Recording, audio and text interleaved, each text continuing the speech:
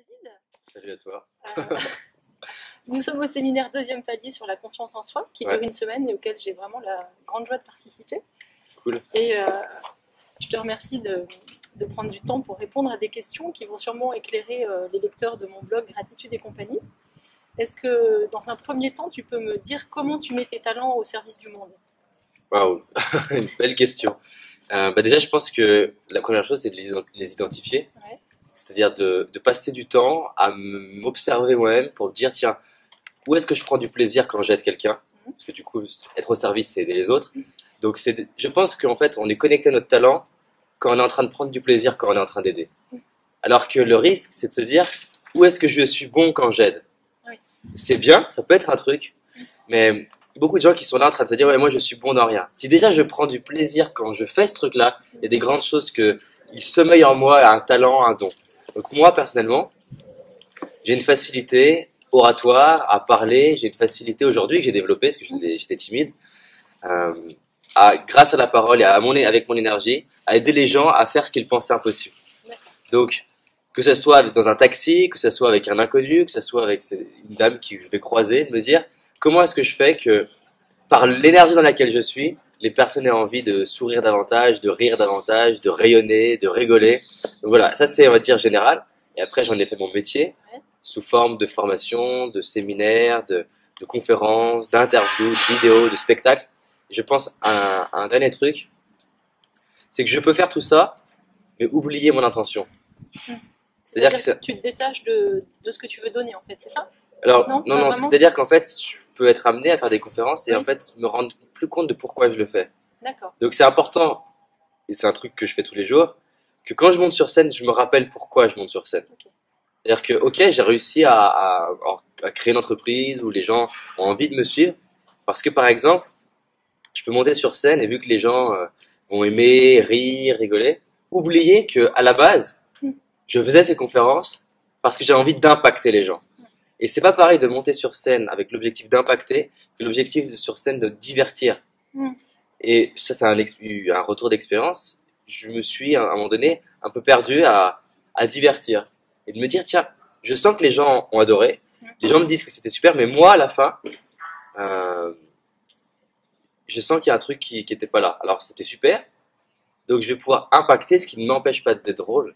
Mais je garde en tête ce que c'est d'impacter. Donc voilà, pour moi, je le fais sous la forme que tout ce que je fais soit au service d'aider les gens à passer à l'action dans le but de faire ce qu'ils pensaient impossible. Ça veut dire que quand tu te nourris, tu nourris les autres en fait. L'idée c'est ça, tes talents, tu sais que ça fonctionne dans les deux sens. Dans les deux sens. Oui, c'est cette phrase qui vient pas de moi, incarne le changement que tu veux voir dans le monde de Gandhi.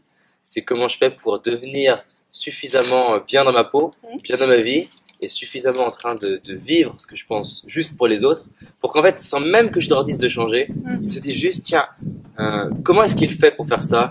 Comment est-ce qu'il fait pour se transformer ses difficultés? Comment est-ce qu'il fait pour être dans la gratitude? Comment est-ce qu'il fait pour dire merci? Et que juste ma présence permette aux autres de au moins ouvrir la case comme quoi c'est possible. Et si j'ai la case comme quoi, oui, c'est possible d'avoir de la gratitude en cas de difficulté, eh ben, je pense que j'ai autant aidé les gens que de leur dire sois dans la gratitude. Allez, aie de la gratitude. Mais regarde, il fait beau, dis merci, merde. Le nombre de gens on va dire ça spontanément, mais regarde toutes les choses qu'il y a de bien dans ta vie. Mais quand on n'a pas envie de voir ce qui est bien dans notre vie, le meilleur truc pour aider quelqu'un comme ça, c'est de lui dire écoute, je comprends, et d'incarner une personne qui voit la vie autrement. Voilà. Et du coup, est-ce que tu peux nous partager un peu ton expérience de la gratitude? Quand est-ce que tu l'as ressentie et pourquoi et comment elle est venue du coup Alors déjà au début quand j'entendais parler de gratitude, c'est une excellente question. Je ne comprenais pas vraiment de quoi il s'agissait. Alors dans le dictionnaire on parle de dire merci, d'être reconnaissant de ce qu'on a. Et je pensais que c'était juste presque un peu comme on a appris à dire bonjour, on a appris à dire merci. Je pensais que c'était presque le truc qu'il faut dire merci. Mais forcément, ça ne me touchait pas beaucoup. Et j'ai compris qu'en m'aidant moi-même, en me remplissant moi-même, j'avais de plus en plus de gratitude pour qui j'étais, pour ce que je donnais, pour ce que j'avais, mais aussi ce que j'avais pas, pour ce que les gens me disaient ou me disaient pas, pour les choses agréables ou désagréables, et que j'ai commencé aussi à avoir de la gratitude vis-à-vis des autres. Donc ça, c'était, on va dire, l'étape 2. Je pensais à moi et je me remerciais. Donc c'est le début de l'estime de soi. Puis après, je suis passé par une phase de gratitude un peu conditionnelle, où je disais merci quand c'était bien. C'était déjà mieux qu'avant, je disais pas merci. Donc, je disais merci quand il faisait beau, merci pour les relations que j'avais, merci pour ce qui fonctionne chez moi, pour ce que j'aime chez moi. C'était déjà super, j'arrivais à aimer des trucs chez moi. Merci pour le positif, tu remerciais pour Voilà, le positif. je remerciais pour la partie lumière. Ce qui Ok. était déjà un énorme changement, Oui, parce que j'imagine. on peut passer beaucoup de temps à se dénigrer, à se trouver nul. Là, j'arrivais à voir. Donc pour moi, la gratitude, c'est déjà voir. C'est entendre, c'est ressentir ce qui est de beau et pour lequel il faudra la reconnaissance. Mais je me tapais de l'ingratitude à la même hauteur que j'avais de la gratitude. Parce que des fois, il fait pas beau. Des fois où on me disait pas ce que j'avais envie qu'on me dise.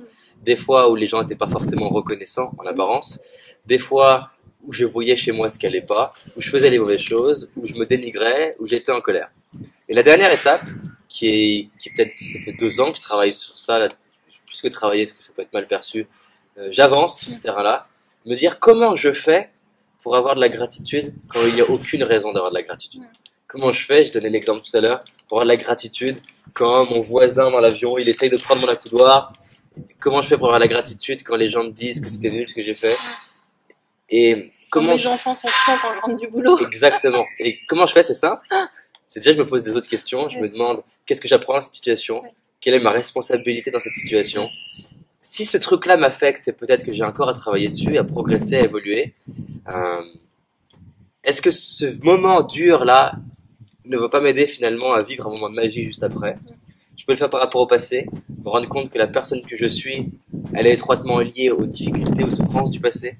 J'aurais pas cette aisance de communication si j'avais pas été timide. Et donc voilà, après c'est un peu un terrain de jeu sans vraiment fin. C'est-à-dire comment je fais pour les trucs les plus subtils, je dis de plus en plus merci, et pour les trucs de plus en plus chiants, je dis quand même merci. D'accord. Est-ce que tu peux juste, pour finir, nous expliquer ta technique des petits pas et comment gérer les oscillations entre ce que tu veux être dans l'idéal et ce que tu es aujourd'hui? Parce qu'en gros, c'est vrai, tu l'as beaucoup dit, les gens sont toujours en train de balancer et acceptent pas le côté ombre, ils veulent que le côté lumière. Et ça, c'est hyper important pour avancer sereinement. C'est clair. Alors là, tu soulèves une excellente question. Pour moi, j'ai beaucoup lutté là-dessus, c'est de se dire, au final, on parle des objectifs, on parle des rêves en disant, voilà, il faut rêver grand. Il faut avoir des grands objectifs. Mais il y a un paradoxe parce que, quelque part, si je rêve grand, c'est que j'aime pas ma vie. Oui. Alors, il y a beaucoup de personnes et moi, voilà, c'était comment je fais, comment je me positionne par rapport à la fois ce rêve qui est grand et de la gratitude dans le présent. Et pendant longtemps, je voyais vraiment pas comment faire. Et pour moi, aujourd'hui, ce que je souhaite transmettre, c'est que je peux avoir un rêve de ce que j'ai envie de créer, d'apporter, et que ma vie, effectivement, sur certains plans, elle va être mieux qu'aujourd'hui, parce que je peux évoluer. Mais je peux avoir de la gratitude de qui je suis, parce que qui je serai dans le futur, en fait, dépend de qui je suis aujourd'hui. Donc, m'aimer pleinement, en fait, c'est comme préparer les fondations pour accueillir la personne que je vais devenir. Et que quelque part, je ne peux pas devenir la version du futur pour qui je pense que je vais avoir beaucoup de gratitude si j'ai pas déjà de la gratitude de qui je suis. Je ne peux pas avoir un énorme acacia si au moment où il fait 10 cm, je me dis mais c'est de la merde et je le piétine. Donc, je pense qu'il est là, en fait, j'ai résolu ce paradoxe comme ça, c'est je m'aime tel que je suis, avec mes difficultés, avec mes réussites, avec mes avantages, avec mes complexes, parce que c'est ce que je suis aujourd'hui, tel que je suis aujourd'hui, avec les amis que je peux avoir qui peuvent me servir ou me desservir, avec une société qui peut me servir et me desservir, qui peut être en crise ou pas en crise, avec un banquier qui peut me servir ou pas, avec une conjointe, un conjoint, des parents, des amis, de la famille, des collègues de travail. Tout ça qui paraît, qui a créé avantages et inconvénients, en fait, me permet de devenir la personne que j'ai envie de devenir dans le futur. Donc à la fois, je peux évoluer, avoir de la gratitude donc de qui je suis, et du coup, pour finir sur ce que tu disais, je vais pas célébrer qui je suis devenu dans le futur, je vais célébrer le fait que j'ai fait un pas pour devenir cette version du futur, parce que du coup, à chaque pas, je suis une personne différente. C'est-à-dire, le mieux serait même que tu partages toi des petits pas que tu as fait, où tu valides que c'est pas juste un concept de gratitude, c'est que j'ai avancé, et ce petit pas, c'est ma victoire. Et si j'arrive à célébrer les petits détails les petites progressions. Mon système nerveux, c'est simple, la partie limbique, elle récompense l'action à partir du moment où je prends du plaisir à agir. Et donc si je commence à célébrer tous mes petits pas, tous mes petits trucs, même mes erreurs, en disant mais bravo, regarde, t'es passé à l'action David, c'est super. T'as parlé à cette personne alors que tu parles pas d'habitude. T'as demandé ça alors que tu demandes pas d'habitude. T'as demandé d'avoir plus de haricots au restaurant et d'habitude tu demandes pas. T'as demandé à tes parents un truc où t'as dit non à tes parents. Par exemple, je vais avoir dit non, écoute maman, je t'aime, mais sache que cette année, je ne te verrai pas, par exemple, ça peut être un exemple.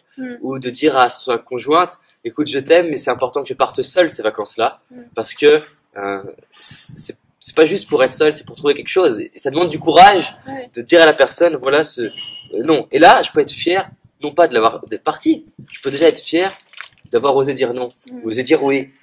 Et là, mon système est dit, bonne direction. Yes! T'es dans la bonne direction, t'y arrives. Et au final, ça devient de plus en plus facile d'avoir de la gratitude. Et pour conclure, c'est que vu que j'ai de moins en moins besoin de choses à l'extérieur pour avoir de la gratitude, ce qui est fou, c'est que je commence à avoir de plus en plus de gratitude de ce qui est à l'extérieur.